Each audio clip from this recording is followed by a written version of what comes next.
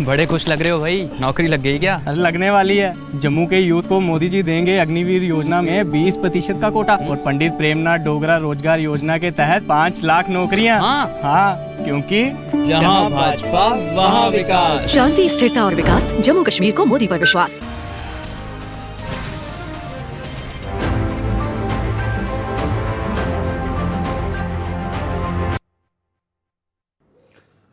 नमस्कार, खेल और खिलाड़ी देख रहे हैं आप सब।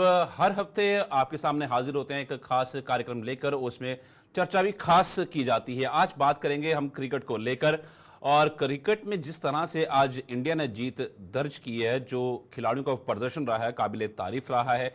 अश्विन हो, रविंद्र जडेजा हो, और बेहतरीन प्रदर्शन इन दोनों का देखने को मिला। शुभमन गिल ने भी अच्छा खेला, ऋषभ पंत की भी अच्छी पारी देखने को मिली दूसरी इनिंग्स के अंदर। और जहां हम फर्स्ट इनिंग्स की बात करते हैं तो वहां पर बेहतरीन प्रदर्शन रहा इंडियन टीम का, पर वो बेहतरीन प्रदर्शन यशस्वी जायसवाल जिन्होंने 56 रन किए, फिर उनके बाद अच्छी पार्टनरशिप रविचंद्रन अश्विन और रविंद्र जडेजा के बीच में, जो कि बेहतरीन पार्टनरशिप रही, जिसकी वजह से इंडिया ये मैच आज जीत पाई है। और मैन ऑफ द मैच भी जो रखे गए हैं वो अश्विन ही आए हैं।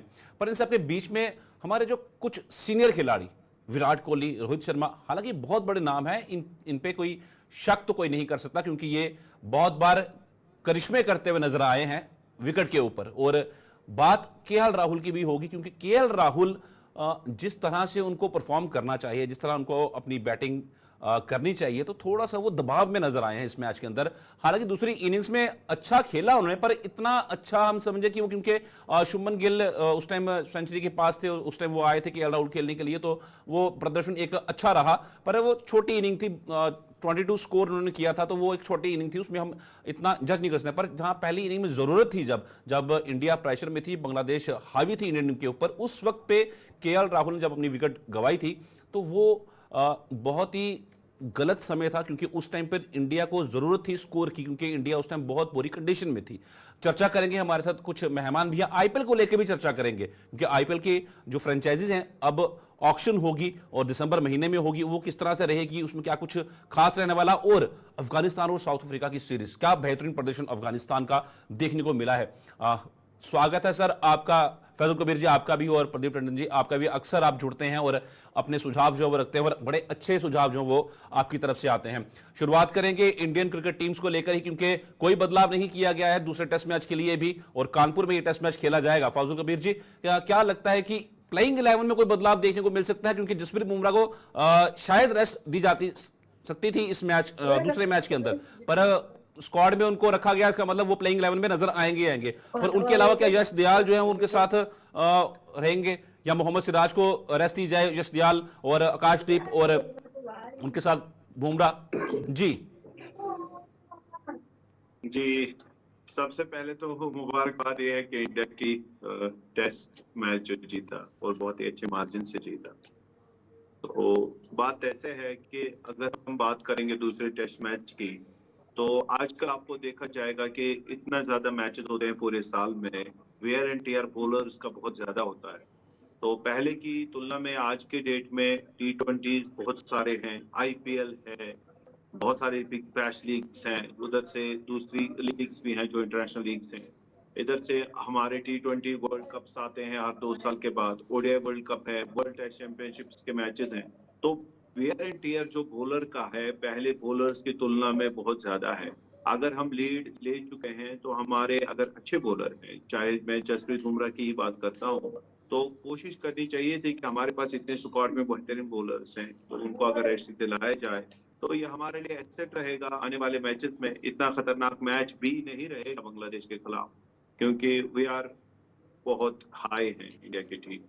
तो ऐसे बांग्लादेश की टीम के खिलाफ अगर हम ऐसे अच्छे बॉलर्स को रेस्ट भी देंगे तो इसमें कोई दिक्कत वाली बात है नहीं, ताकि जो आने वाले मैचेस रहेंगे तो हमारे प्लेयर पूरा स्क्वाड फिट रहे। हम करते हैं वेयर एंड टियर, हमारे बॉलर्स का ज्यादा करते हैं, फिर जब बड़ी सीरीज आती है तो वहां पे हमें कमी महसूस होती है।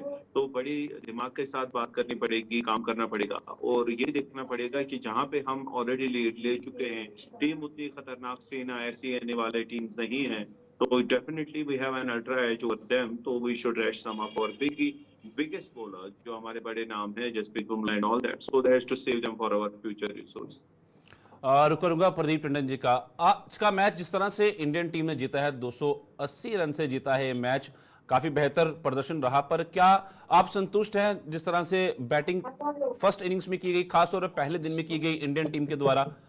क्या इतना मुश्किल विकेट था कि इंडियन टीम जो है वो टिक नहीं पा रही थी और विकेट्स चले जा रहे थे? क्या केएल राहुल की परफॉर्मेंस जिस तरह होनी चाहिए थी, क्या केएल राहुल उस तरह से विकेट पर खड़े हुए थे? क्या उनका जिस तरह से खड़े होने का स्टाइल था, जो उनके अंदर कॉन्फिडेंस था जब वो खेलने के लिए आगे आ रहे थे, क्या लगता था कि वाकई ये बिल्कुल अपनी प्रॉपर कॉन्फिडेंस में है, या मानसिक तौर पर भी कहीं ना कहीं कुछ ना कुछ दबाव में जरूर नजर आ रहे थे? साहिल, आपसे सहमत हूँ कि अभी आपने जो प्रोग्राम के शुरू में कहा था कि हमारे जो सीनियर खिलाड़ी हैं उनको लेके थोड़ी सी चिंता बनी हुई है। उनके क्लास पे, उनके रिकॉर्ड पे हमें कोई संदेह नहीं है, ये बात अपनी जगह है। लेकिन उनकी जो वर्तमान फॉर्म है, अगर ये दो हमारे बड़े खिलाड़ी अगर फ्लॉप होने लगे और आगे भी होते रहे तो हमें निश्चित रूप से टीम परेशानी में पड़ जाएगी। और आज शायद रमीज राजा ने कहा है कि अगर रोहित और विराट कोहली जिस दिन खेलना छोड़ देंगे, भारतीय टीम एक एक जीत को तरसेगी, ऐसा रमीज राजा ने कहा है, पाकिस्तान के किसी खिलाड़ी ने कहा है।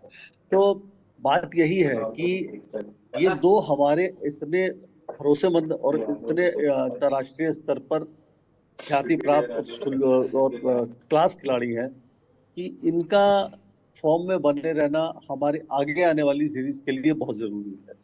जहां तक सवाल है कि केएल राहुल का, तो मुझे वो हमेशा से बहुत डाउटफुल खिलाड़ी लगते रहे हैं।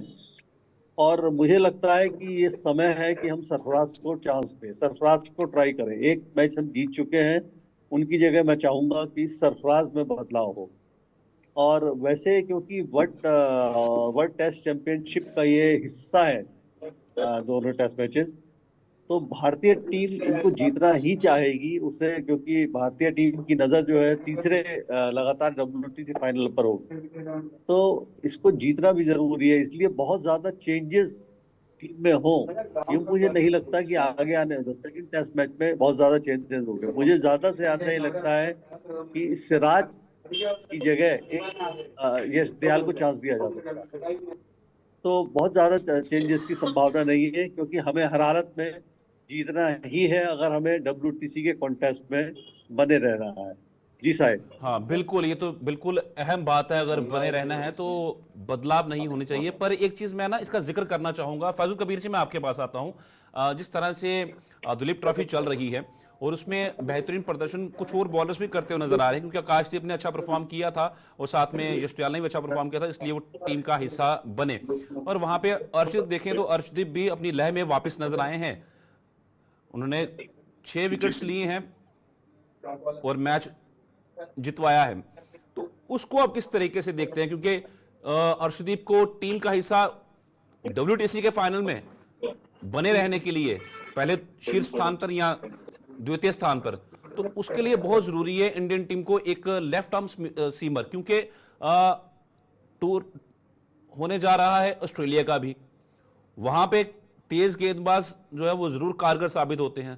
तो क्या उनको टीम में शामिल किया जाना चाहिए था? देखें, अगर अभी हम इमीडिएट फ्यूचर की बात करेंगे तो अक्टूबर नवंबर में हमारा न्यूजीलैंड का टूर है इंडिया का, जिसमें 3 टेस्ट मैच है। उसके बाद हमारा इंडिया साउथ अफ्रीका है हमारा, जिसमें 4 T20 साउथ अफ्रीका में है, मतलब N और S आ गया। फिर ऑस्ट्रेलिया के 5 टेस्ट ऑस्ट्रेलिया में है। फिर इंग्लैंड में 3 ODI, 5 T20 इंडिया में। जो मैं अभी बात कर रहा था, SENA team SENA, South Africa, England, New Zealand and Australia, इन चारों टीमों के खिलाफ हमारे मैचेस जनवरी फरवरी तक हैं। तो ये 4 हमारे जो फ्यूचर टूर्स प्रोग्राम है, ये इनके खिलाफ ही है। अभी क्या है कि जो हमारे प्लेयर्स जैसे अर्शदीप ये अच्छी परफॉर्मेंस कर रहे हैं दिलीप ट्रॉफी में, तो अभी जो हमारे 3 टेस्ट न्यूजीलैंड के खिलाफ भी होने हैं वो इंडिया के ही वेन्यू में हमारे होम सीरीज है। तो ये है कि अगर हम बुमराह को रेस्ट दें या और दूसरे प्लेयर्स को हम चांस दें अभी आने वाले टेस्ट में, और सिराज को डेफिनेटली चांस दें इस आने वाले टेस्ट में, तो हमारा रिसोर्सेज जो है, जो हमारा बंडल रहेगा, तो वो काफी बड़ा रहेगा, और जो हमारा पूल रहेगा उसमें से हमें प्लेयर चुनने के लिए फिर आजादी मिलेगी। ये चीज है कि हाँ, होम कंडीशंस हमारे पास हैं, we have to make use of that. असल में मसला क्या हो रहा है कि प्लेयरों को हम, अगर टेस्ट सीरीज आ रही है तो T20 से लेके हम उनको सीधा टेस्ट में लेके जा रहे हैं।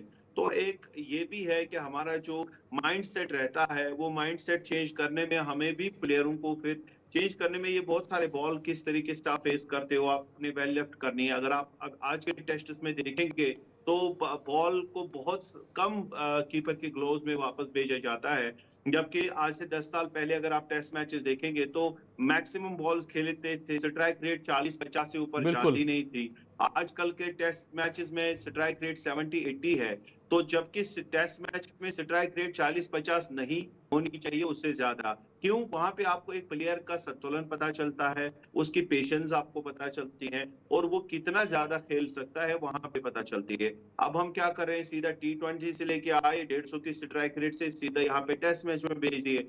तो प्लेयरों का जो माइंड सेट रहता है वो वहां पे एकदम से चेंज नहीं होता, तो नतीजतन ये हो जाता है कि हमारे बड़े प्लेयर कहीं फ्लॉप भी हो जाते हैं, और हमारा कोई ऐसा प्लेयर जो अभी तक नजर में भी नहीं आता है वो परफॉर्म करके जाता है। तो ये चीज है, एक अच्छा हमारे पास अगर पूल रहे और एक माइंडसेट के साथ हम पूरा हमारा जो कोचिंग स्टाफ है उस तरीके से प्लेयरों को आगे लेके जाएं, तो definitely we will be on the higher side और ऑन द विनिंग साइड। हाँ बिल्कुल, चर्चा जारी रखेंगे, बहुत अच्छी चर्चा चल रही है। फिलहाल वक्त तो चला छोटे से ब्रेक का, जल्द लौटते हैं वापस।